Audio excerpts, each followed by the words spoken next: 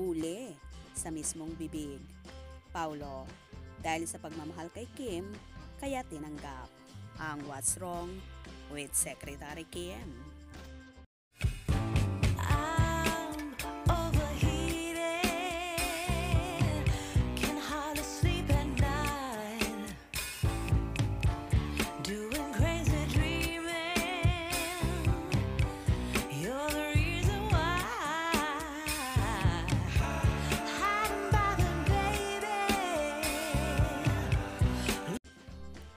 Hirap na hirap si Kim Chiu. Nasagutin ang tanong kung ano ba ang mga unusual thing na nagawa niya sa ngalan ng pag-ibig. Humarap si Kim kasama ang leading man niyang si Paolo Avellino sa members ng entertainment media para sa press con ng bago nilang serye sa ABS-CBN, ang Pinoy version ng hit K-drama series na What's Wrong with Secretary Kim. Naganap ito kahapon sa Araneta Center sa Cubao, Quezon City, kung saan nakijoin din sa kanila ang iba pang members ng cast. Dito nga natanong si Kim at Paolo kung ano ang mga kakaibang bagay na nagawa nila dahil sa sobrang pagmamahal. Pwedeng call a friend, ha ha ha ha. Siya na munang sasagot, si Sarah. Sabay turo sa co-star nilang si Angeline Quinto. Ang hirap naman. Ano ba yung love? Nakalimutan ko na eh.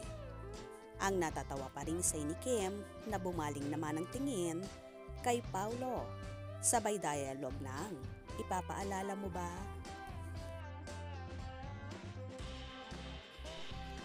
Sa puntong ito, si Paolo munang sumagot at sinabing ang pagpapahalaga niya kay Kim bilang kaibigan at katrabaho ang isa sa dahilan kung bakit pumayag siyang makasama uli ang dalaga sa rom-com series after nilang gawin ang linlang.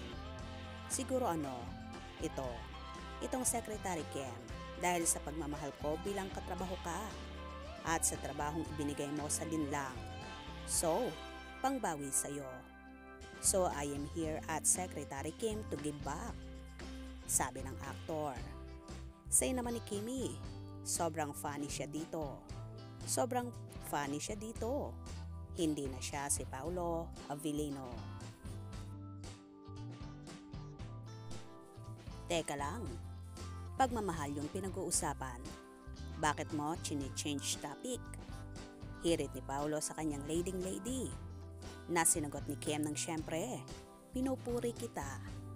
I think if it was offered to me and if it wasn't Kim, I would probably have second thoughts, sabi naman ni Paolo. Kasunod nito bigla nang nagseryoso ang bungis-ngis na si Kim.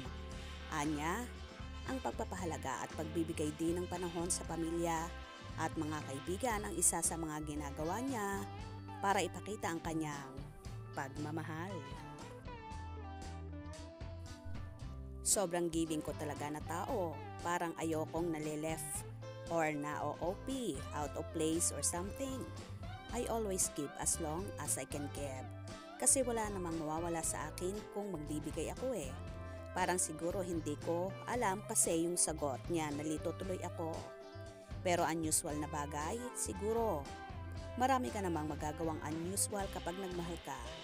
Parang hindi na yon unusual sa'yo, parang normal na sa'yo yon.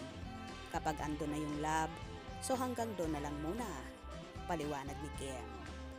Anyway, mapapanood na ang What's Wrong with Secretary Kim simula sa March 18 sa streaming apps na View. Ito'y mula sa ABS-CBN Studios at Dreamscape Entertainment.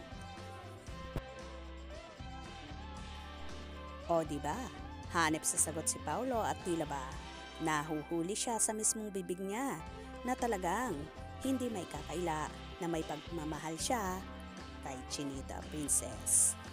Kaya naman tumutok at wag na wag pahuhuli sa mga maiinit na kaganapan. Anong inyong magiging reaction sa video ito? Comment below.